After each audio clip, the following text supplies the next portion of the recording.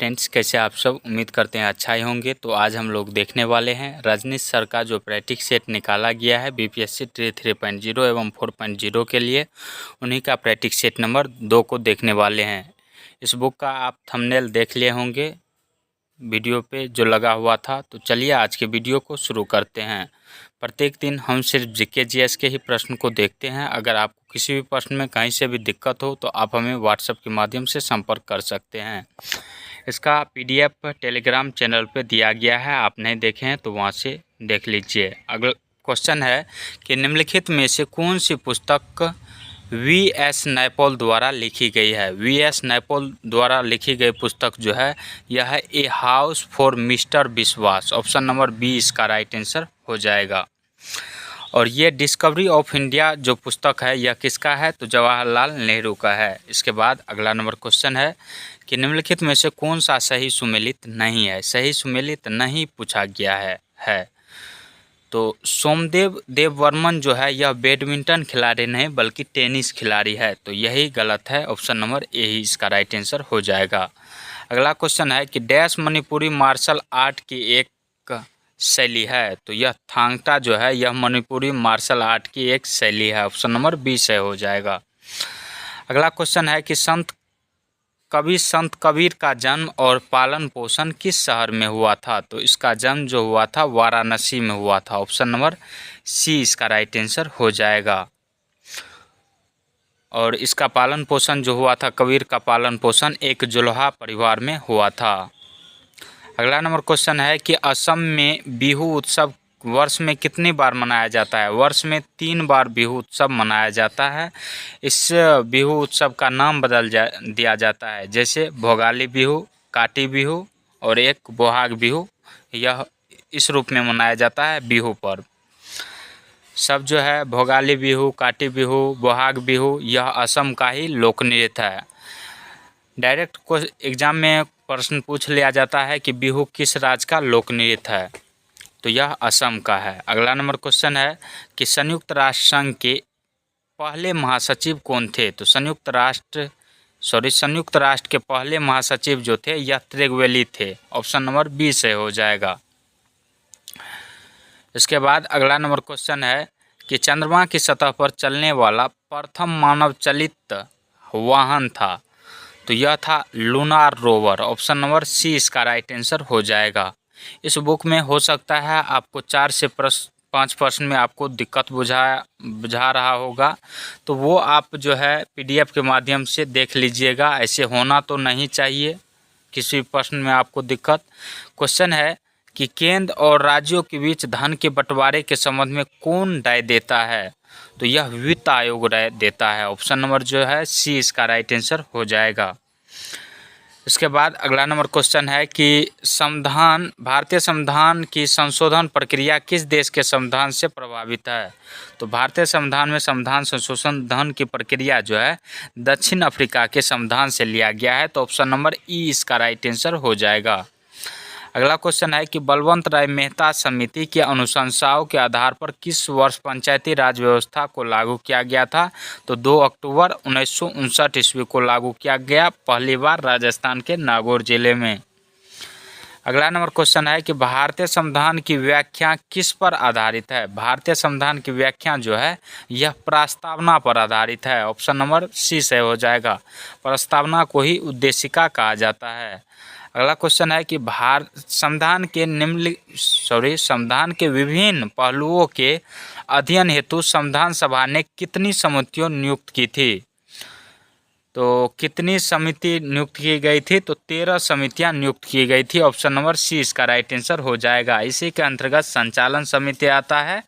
संचालन समिति के अध्यक्ष जो थे डॉक्टर राजेंद्र प्रसाद थे। प्रारूप समिति आता है, इसके अध्यक्ष जो थे डॉक्टर भीमराव अंबेडकर थे। और झंडा समिति आता है, इसके अध्यक्ष कौन थे। झंडा समिति के अध्यक्ष जे.बी. कृपलानी थे। परामर्श समिति आता है, इसके अध्यक्ष जो थे सरदार वल्लभ भाई पटेल थे। और भी बहुत सारी समितियां हैं, कुल 13 समितियां नियुक्त की गई थी। इसके बाद अगला नंबर क्वेश्चन है कि विश्व गुलाब दिवस निम्न में से किस दिन मनाया जाता है? विश्व गुलाब दिवस पूछा है, तो इसका राइट आंसर जो है ऑप्शन नंबर सी से हो जाएगा 22 सितंबर। विश्व गुलाब दिवस जो मनाया जाता है, कैंसर के बारे में जागरूकता फैलाना इसका उद्देश्य है। किसका? विश्व गुलाब दिवस का।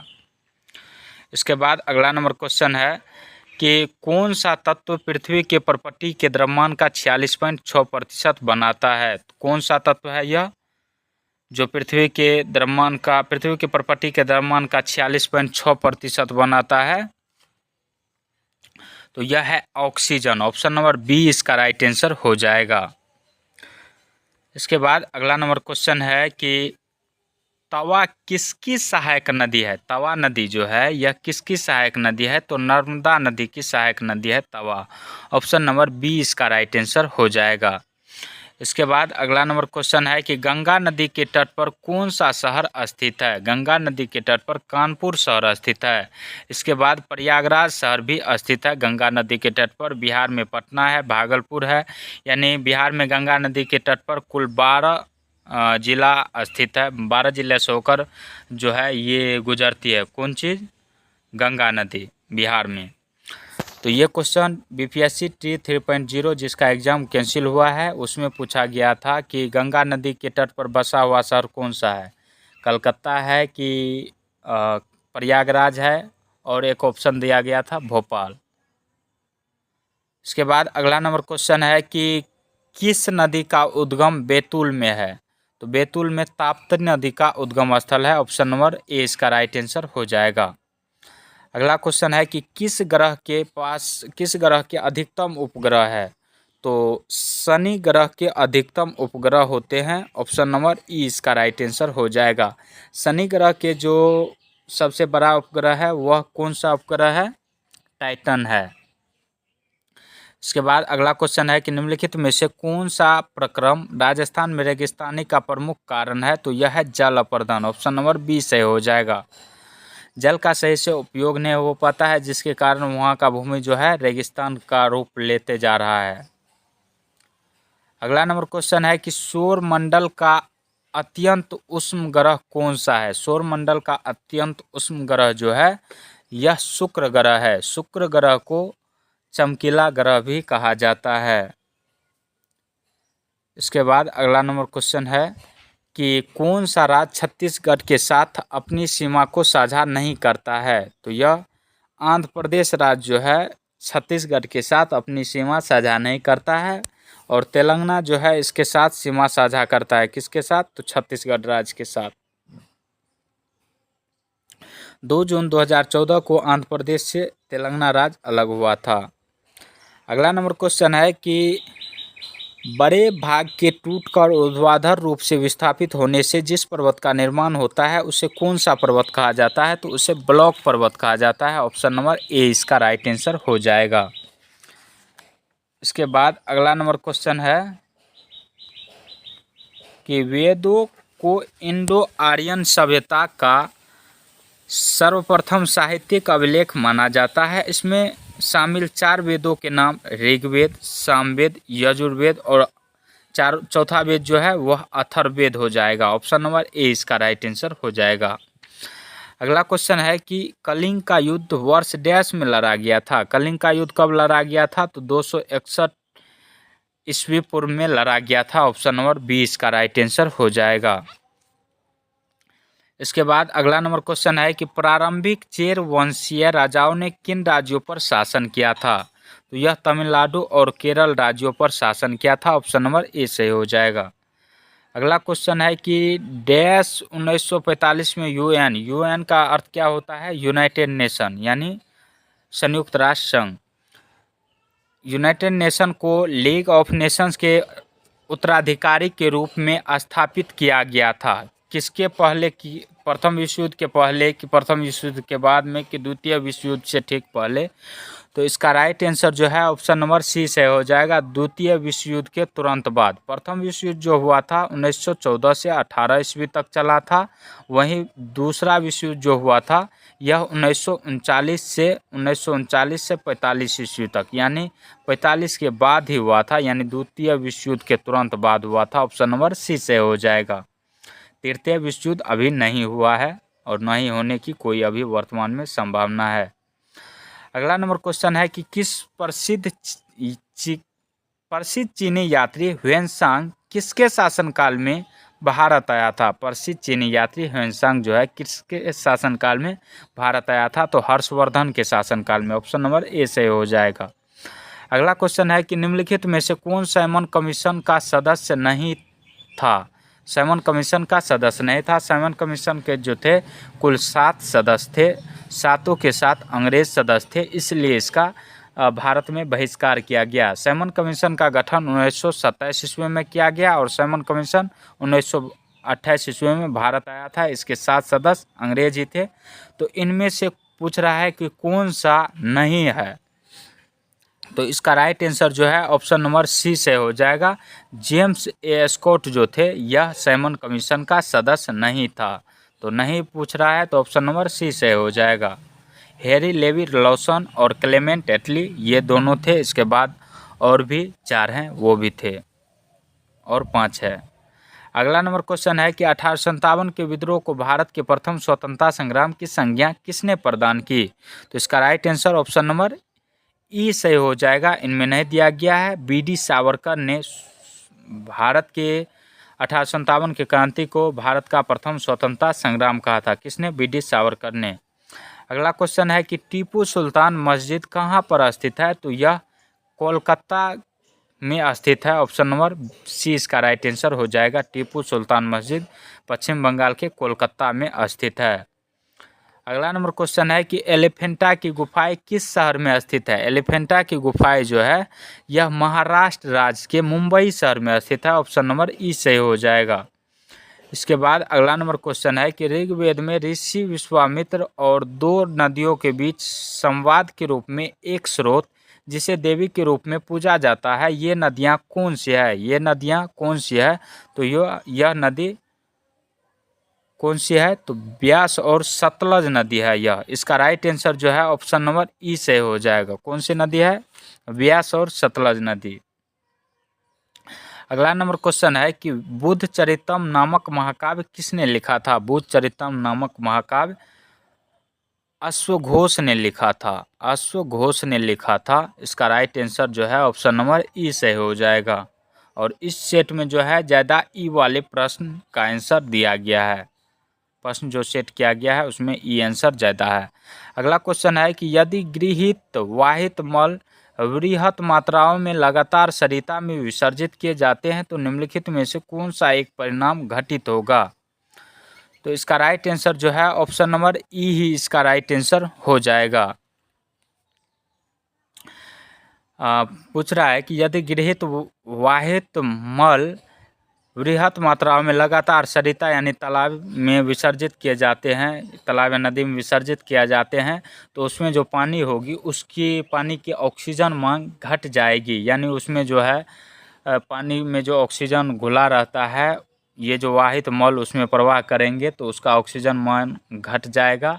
अगर उसे हम पीते हैं और कोई व्यक्ति पीता है गंदा पानी तो उसे टाइफाइड का शिकार हो जाएगा, टाइफाइड नामक रोग हो जाएगा। अगला नंबर क्वेश्चन है कि निम्नलिखित में से कौन सा एक जैविक मूल का है? जैविक मूल का है तो यह है मूंगा, जिसे कोरल कहा जाता है। ऑप्शन नंबर ए इसका राइट आंसर हो जाएगा। इसके बाद अगला क्वेश्चन है कि निम्नलिखित में से कौन सा एक पारिस्थितिक तंत्र पृथ्वी के सर्वाधिक क्षेत्र पर फैला हुआ है? पृथ्वी के सर्वाधिक क्षेत्र पर जो है फैला हुआ है वह समुद्र फैला हुआ है। समुद्र फैला हुआ है तो समुद्र यानी महासागर, तो इसमें नहीं दिया गया है। ऑप्शन नंबर ई इसका राइट आंसर हो जाएगा। अगला नंबर क्वेश्चन है कि एस्किमो अपने घर इग्लू का निर्माण बर्फ से करते हैं, इसका कारण क्या है? बर्फ से करते हैं, इसका कारण क्या है? तो बर्फ की दीवारें के बीच मौजूद हवा जो होता है यह अंदर की गर्मी बनी मतलब बर्फ के बीच जो मौजूद हवा होता है अंदर में गर्मी बनाए रखता है, इसलिए बर्फ़ के घर का निर्माण किया जाता है। कहाँ पे? तो एस्किमो जनजाति के द्वारा बर्फ़ का घर जो होता है उसे ही इग्लू कहा जाता है। इसके बाद अगला क्वेश्चन है कि जैव ऑक्सीजन मांग बीओडी किसके लिए एक मानक मापदंड है। किसके लिए एक मानक मापदंड है? तो ऑप्शन नंबर सी इसका राइट आंसर हो जाएगा, जलीय पारिस्थितिक तंत्रों में प्रदूषण के आमापन के लिए। ऑप्शन नंबर सी से हो जाएगा। अगला क्वेश्चन है कि यदि जल प्रदूषण इसी गति से होता रहा तो अंततोगत्वा जो होगा वह क्या हो जाएगा? तो इसका राइट आंसर जो है ऑप्शन नंबर ई सही हो जाएगा। अगर प्रदूषण से जल में जो ऑक्सीजन जो रहता है, जल में घुला हुआ ऑक्सीजन, उस ऑक्सीजन की कमी हो जाएगी जल में। साथ ही साथ इसमें शैवाल, खरपतवार आदि उग जाने से सभी जलीय जीवों को ऑक्सीजन की मांग की कमी का सामना करना पड़ेगा, जिसके कारण जल में जो है तरह तरह के जीव जैसे मछली रहते हैं, डॉल्फिन रहते हैं, वो सब जो है मर जाएंगे, तो तहस नहस हो जाएगा। इसका राइट आंसर जो है ऑप्शन नंबर ई से हो जाएगा। इसके बाद अगला क्वेश्चन है कि निम्नलिखित में से कौन एक वायु प्रदूषण से संबंधित नहीं है? वायु प्रदूषण से संबंधित नहीं है, तो इसका right answer option number C से हो जाएगा, यूट्राफिकेशन। यूट्राफिकेशन का हिंदी क्या होता है? तो सुपोषण होता है, सुपोषण होता है। यह जो है जल प्रदूषण से संबंधित है। ये स्मॉग, अम्ल वर्षा जो है यह किससे संबंधित है? तो वायु प्रदूषण से संबंधित है। अम्ल वर्षा जो होता है SO2 एवं NO2 के कारण होता है। अगला क्वेश्चन है कि निम्नलिखित में से कौन सा एक पद केवल जीव द्वारा ग्रहण किए जाने के दिक् स्थान का नहीं बल्कि जीवों के समुदाय में उनकी कार्यात्मक भूमिका का भी वर्णन करता है? तो इसका राइट आंसर जो है ऑप्शन नंबर बी से हो जाएगा, पारिस्थितिकी कर्मता। पारिस्थितिकी कर्मता को पारिस्थितिक निकेत भी कहा जाता है, और यह जो होता है किसी प्रजाति के जीवन पद्धति की समग्रता होती है। अगला नंबर क्वेश्चन है कि किसी पोषक स्तर को अपने पूर्व स्तर से लगभग कितने प्रतिशत ऊर्जा मिलती है? तो सिर्फ 10% ऊर्जा मिलती है। 90% ऊर्जा का जो ह्रास 90% ऊर्जा का ह्रास ही हो जाता है, यानी नष्ट हो जाता है। 10% ही ऊर्जा मिल पाता है। 10% का नियम किसने दिया था? तो लिंडमैन के द्वारा दिया गया था। ये किरण पब्लिकेशन के सेट में पूछा गया प्रश्न है। अगला नंबर क्वेश्चन है कि भूमिगत जल को दूषित करने वाले अजैविक प्रदूषक कौन है? अजैविक प्रदूषक जो है वह आर्सेनिक है। ऑप्शन नंबर जो है सी इसका राइट आंसर हो जाएगा। आर्सेनिक जो है यह ज्वालामुखी के वाष्पों में, समुद्र तथा अनेक खनिजीय जलों में मिश्रित रहता है। इसके बाद अगला नंबर क्वेश्चन है कि सर्वभोजी के ऊर्जा का स्रोत है। सर्वभोजी के ऊर्जा का स्रोत क्या होता है? तो प्राथमिक उत्पादक, उपभोक्ता एवं मांसभक्षी, इसके अंतर्गत तीनों इसका राइट आंसर हो जाएगा। यानी कह सकते हैं उपभोक्ता वर्गीकरण होता है, उपभोक्ता वर्ग होता है इसके अंतर्गत, सर्वभोजी के अंतर्गत। इसके बाद अगला क्वेश्चन है कि निम्न स्थानों में से किस एक में रुधिर वर्षा होती है? रुधिर वर्षा जो होती है यह इटली में होती है। ऑप्शन नंबर एक इसका राइट आंसर हो जाएगा।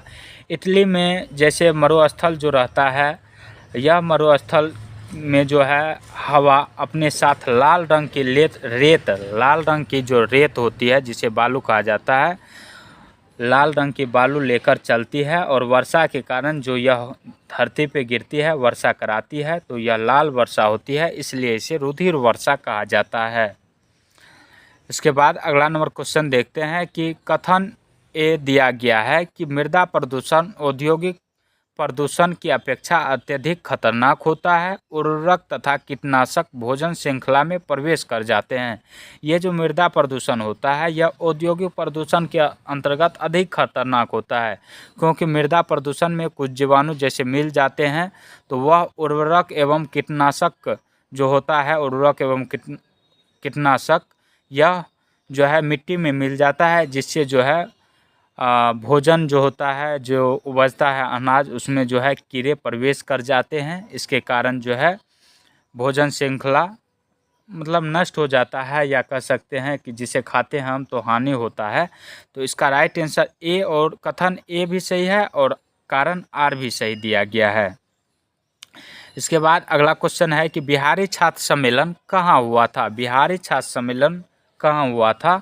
तो यह पटना में 1906 ईस्वी में आयोजित हुआ था। ऑप्शन नंबर ई इसका राइट आंसर हो जाएगा। इसके बाद अगला नंबर क्वेश्चन है कि पीटर मुंडी ने बिहार की यात्रा कब की थी। पीटर मुंडी ने बिहार की यात्रा जो की थी यह 1632 ईस्वी में की थी। ऑप्शन नंबर सी इसका राइट आंसर हो जाएगा। पीटर मुंडी जो थे यह यूरोपीय दार्शनिक एवं यूरोपीय यात्री था। ऑप्शन नंबर इसका राइट आंसर सी सही था। अगला क्वेश्चन है कि बिहार में महात्मा गांधी सेतु किस नदी पर बना हुआ है। तो यह गंगा नदी पर बना हुआ है और इसका जो उद्घाटन किया था प्रधानमंत्री श्रीमती इंदिरा गांधी ने की थी। इसका उद्घाटन कब किया था? 1982 ईस्वी में। इसके बाद अगला नंबर क्वेश्चन है कि बिहार में जयप्रकाश नारायण अखिल भारतीय आयुर्विज्ञान संस्थान किस शहर में है। बिहार में जयप्रकाश नारायण अखिल भारतीय आयुर्विज्ञान संस्थान जो है यह किस शहर में स्थित है? तो पटना में स्थित है। ये जो है अखिल भारतीय आयुर्विज्ञान संस्थान, इसे एम्स के नाम से जाना जाता है और जयप्रकाश नारायण पहले लगा हुआ था, वर्तमान में नहीं है, तो इसे पटना एम्स के नाम से वर्तमान समय में जाना जाता है। इसका राइट आंसर जो है ऑप्शन नंबर बी से हो जाएगा। इसके बाद अगला नंबर क्वेश्चन है कि किस बिहारी नेता की अध्यक्षता में भारतीय राष्ट्रीय कांग्रेस का एक विशेष अधिवेशन अगस्त 1918 में बम्बई में हुआ था। तो इसके अध्यक्ष कौन थे यह पूछा गया है। तो इसका अध्यक्ष थे सैयद हसन इमाम। ऑप्शन नंबर सी इसका राइट आंसर हो जाएगा। अगला क्वेश्चन है कि इनमें से किसका संबंध सनातन आदिवासी महासभा से है। तो इसका राइट आंसर जो है ऑप्शन नंबर ए से हो जाएगा, थेवल ओरांव का। इसके बाद अगला नंबर क्वेश्चन है कि किसान के नो टैक्स अभियान को 1928 में किसने संगठित किया था। तो सरदार वल्लभ भाई पटेल ने किया था। इसकी मदद से जो है यह जो आंदोलन किया था तो भू राजस्व जो है 22% पहले लगता था टैक्स, यह आंदोलन किया गया था तो कम करके 6.03% कर दिया गया राजस्व। इसके बाद अगला नंबर क्वेश्चन है कि भारतीय संविधान के भाग 3 में कुल कितने अनुच्छेदों में मौलिक अधिकार का वर्णन है। तो भारतीय संविधान के भाग 3 में मौलिक अधिकार का वर्णन है, कहाँ से कहाँ तक था है। तो अनुच्छेद 12 से लेकर अनुच्छेद 35 तक में है मूल अधिकार की चर्चा। और 35 में से आप जो घटाते हैं 12 तो कितना बच जाता है? 23 हो जाता है। और इसमें दोनों शामिल है, 12 भी शामिल है और 35 भी शामिल है, इसलिए एक बढ़ जाएगा। जैसे 6 और 7 दोनों शामिल है, 6 से लेकर 7 तक में है चर्चा, तो आप क्या करते हैं 6 से 7 में से 6 घटा देते हैं, 1 हो जाता है। और ये तो 2 है, दोनों को गिना गया है तो 1 इसमें जोड़ देते हैं। इसी प्रकार आप देखिएगा, समझ में आया हो तो इसे किस प्रकार हम निकाले हैं, नहीं तो आप लिख के भी निकाल सकते हैं। 12 से 35 तक में कितना मूल अधिकार का चर्चा है आप गिन भी सकते हैं। तो ऑप्शन नंबर 1 इसका राइट आंसर हो जाएगा। इसके बाद अगला क्वेश्चन है कि किसे टाइम मैगजीन द्वारा पर्सन ऑफ द ईयर नामित किया गया है। तो टेलर स्विफ्ट को। ऑप्शन नंबर सी इसका राइट आंसर हो जाएगा।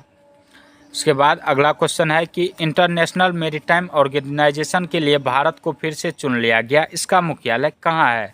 इसका मुख्यालय जो है कहाँ है? तो लंदन में है। ऑप्शन नंबर सी इसका राइट आंसर हो जाएगा।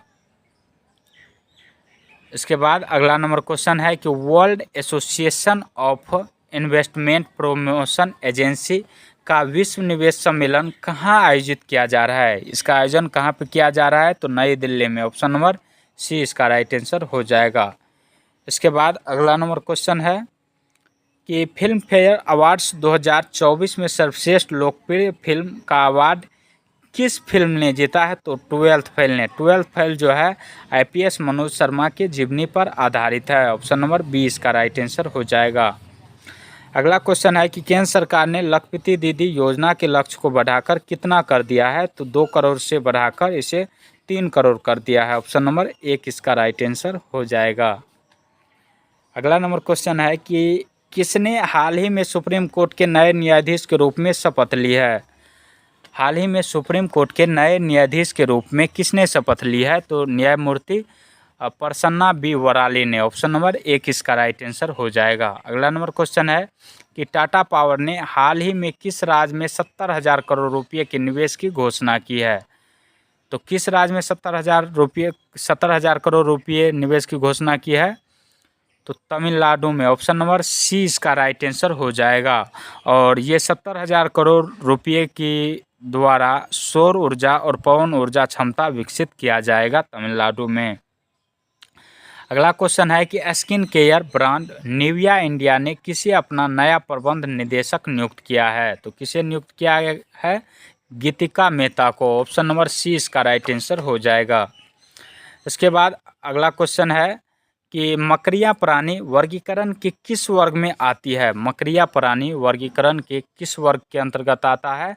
तो एरेक्निड्स के अंतर्गत। ऑप्शन नंबर 1 सही हो जाएगा।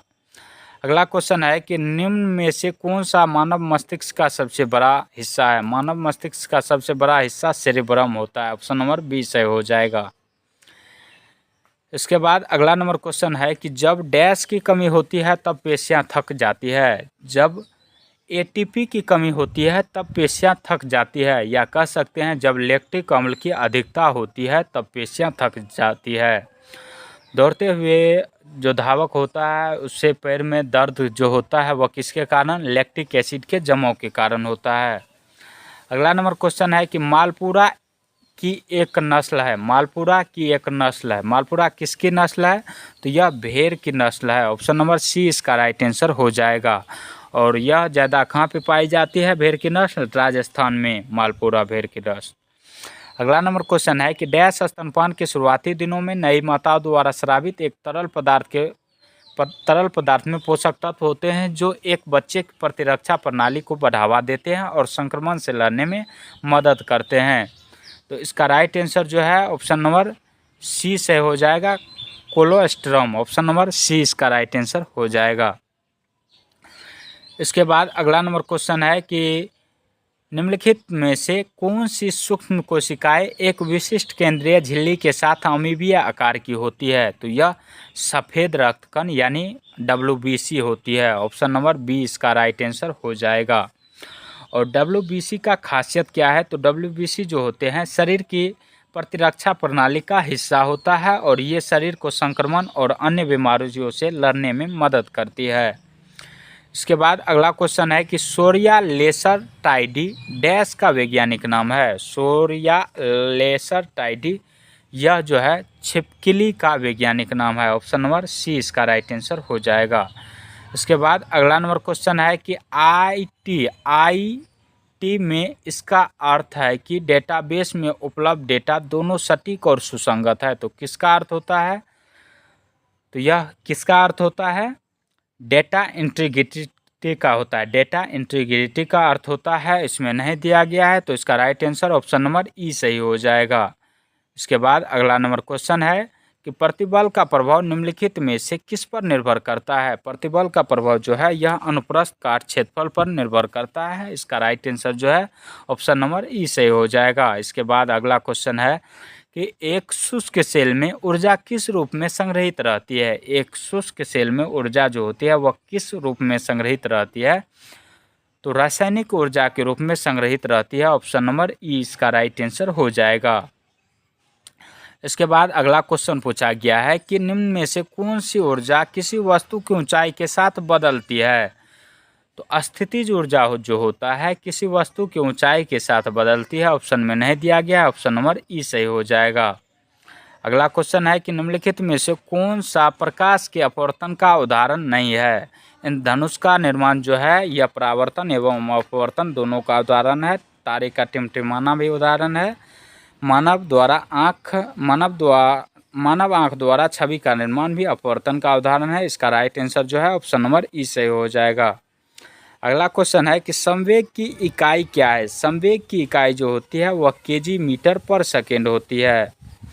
अगला नंबर क्वेश्चन है कि वह तापमान क्या कहलाता है जब एक ठोस वस्तु वायुमंडलीय दबाव पर पिघलकर द्रव बन जाती है? तो यह जो कहलाती है गलनांक कहलाती है। ऑप्शन नंबर ए इसका राइट आंसर हो जाएगा। और हिमांक बिंदु होता है एक फ्रीजिंग पॉइंट जिस तापमान पर किसी पदार्थ की अवस्था द्रव से ठोस में परिवर्तित होती है, उस तापमान को हिमांक बिंदु कहा जाता है। इसके बाद अगला नंबर क्वेश्चन है कि जब बर्फ पानी के ऊपर तैरती है तब इसका हिस्सा इसका कितना हिस्सा पानी के बाहर रहता है? तो 1/10 हिस्सा जो होता है पानी के बाहर रहता है, यानी 10% हिस्सा जो है पानी के बाहर रहता है और 90% हिस्सा जो है पानी के अंदर रहता है। अगला क्वेश्चन है कि इनमें से किस स्थिति में बल्ब में धारा प्रभावित होना बंद हो जाएगा? इनमें से किस स्थिति में बल्ब में धारा प्रभावित होना बंद हो जाएगा? तो चलिए ऑप्शन इसका देखते हैं। इसका राइट आंसर जो है ऑप्शन नंबर बी से हो जाएगा, परिपथ के टूट जाने पर, यानी सर्किट जो टूट जाएगा तो बल्ब में करंट प्रभावित होना बंद हो जाएगा। और विद्युत धारा के निरंतर और बंद पथ को बंद पथ को क्या कहा जाता है? विद्युत परिपथ कहा जाता है। इसके बाद अगला नंबर क्वेश्चन है कि व्हीटस्टोन ब्रिज का उपयोग किसके मापन से किया जाता है? व्हीटस्टोन ब्रिज का उपयोग किसके मापन से किया जाता है? तो इसका राइट आंसर जो है ऑप्शन नंबर ई इसका राइट आंसर हो जाएगा। यह जो है व्हीटस्टोन ब्रिज जो है यह अज्ञात प्रतिरोध का मान ज्ञात करने की परिपथ विधि है। और यह जो है व्हीटस्टोन ब्रिज जो है यह निम्न प्रतिरोध ज्ञात नहीं करता है। कौन? व्हीटस्टोन ब्रिज के द्वारा निम्न प्रतिरोध ज्ञात नहीं किया जाता है। अगला क्वेश्चन है कि धारिता C है, आवेश Q है और विभव V के बीच निम्नलिखित में से कौन सा संबंध सत्य है? तो इसका राइट आंसर जो है ऑप्शन नंबर बी से हो जाएगा, Q बराबर CV।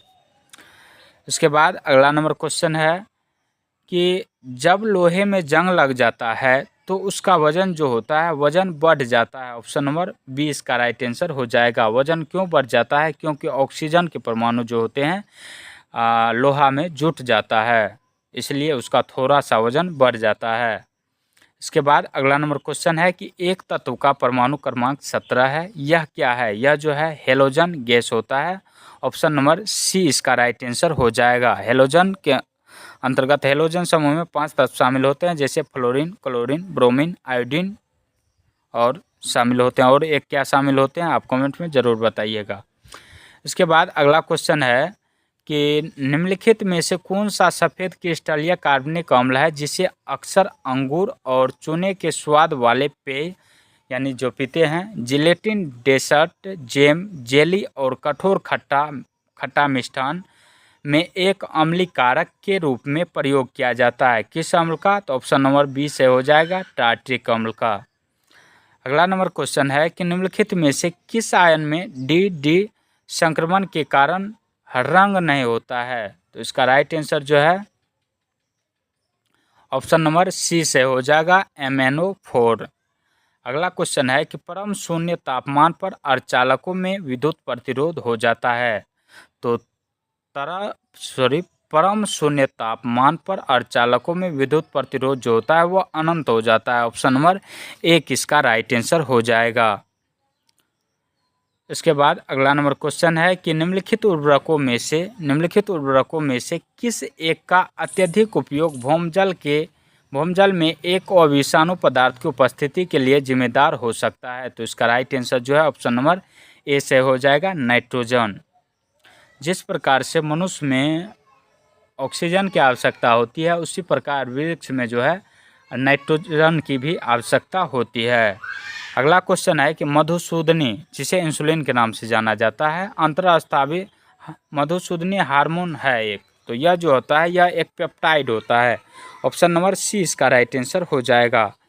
अगला क्वेश्चन है कि हाथियों के झुंड का मुखिया होता है। हाथियों के झुंड का मुखिया जो होता है सबसे उम्रदराज मादा हाथी होती है, और जो बड़ा हाथी उम्रदराज हाथी जो होता है वह जो है अपने परिवार को छोड़कर जंगल में चल जाता है, वह जो है साथ में नहीं रहता है अन्य हाथी के साथ। आप NCERT में जो पढ़े होंगे किताब सीटेट में नंदू हाथी, तो उसमें दिया गया है, इसके बारे में अच्छा से बताया गया है। अगला क्वेश्चन पूछा गया है और आज का लास्ट क्वेश्चन है GK GS का कि केचुआ के बारे में नीचे दिए गए कथनों पर विचार कीजिए। ये ज़मीन में छेद बनाते रहते हैं जिससे ज़मीन पोली हो जाती है, यानी खुरदरी हो जाती है, उपजाऊ हो जाती है। ये सही है। ये मृत पत्तियां और पौधे को खाते हैं और इनके मल से मृदा जो होती है वह उपजाऊ बनती है, ये भी कथन सही दिया गया है। अगला है कि ये अपशिष्टों को कंपोस्ट में परिवर्तित कर देते हैं, ये भी कथन सही दिया गया है। और आगे है कि ये जिस कंपोस्ट को बढ़ाते हैं वह फैक्ट्री में बने उर्वरकों से महंगा होता है, नहीं, यह गलत दिया गया है।